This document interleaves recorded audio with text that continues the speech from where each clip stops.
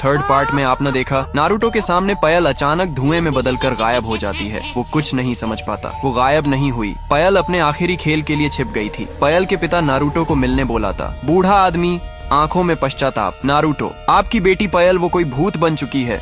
लेकिन ऐसा क्यों? पायल का पिता कुछ देर चुप रहता है, फिर कांपते हाथों से एक चाकू निकालता है। पायल का पिता धीरे से, मैंने ही मारा उस दिन उसे जंगल में ले गया क्योंकि मुझे बेटियां नहीं पसंद थी। चाकू से उसके सीने में वार किया। ये रहा वही चाकू। नारुतो हैरान और गुस्से में, आपने अपनी बेटी को सिर्फ इसलिए मार दिया क्योंकि वो बेटी थी। पायल का पिता, अब वो लौट आई है, तुझे रोकना होगा। इसी चाकू से गांव में डर का माहौल है। तब एक आदमी हाँफता हुआ नारुतो के पास आता है। आदमी डरते हुए, नारुतो, गांव के सारे बच्चे गायब हो गए हैं। खेतों के पास कुछ लिखा मिला, खून से लिखा है, अब मेरी बारी है। नारुतो गुस्से में, पायल तू सच में राक्षस बन गई है। नारुतो चाकू लेकर खेतों की तरफ दौड़ता है। पायल के चारों तरफ बच्चे बैठे हैं, रो रहे हैं। पायल किसी को मारने ही वाली होती है। नारुतो वहाँ पहुँचता है। नारुतो चीखते हुए, बस कर पायल, ये बच्चे तेरा बदला नहीं है। पायल धीरे से, आंखों में आंसू, जब मेरे पापा ने मुझे मारा मैं रोई थी नारुतो, लेकिन किसी ने नहीं सुना। अब सबको सुनना पड़ेगा। नारुतो, तेरा दर्द सही था, पर ये रास्ता नहीं। तेरे पापा ने तुझे मारा था, मैंने नहीं, इन बच्चों ने नहीं। पायल धीमी आवाज में, क्या मैं सच में राक्षस बन गई हूँ नारुतो? नहीं, तू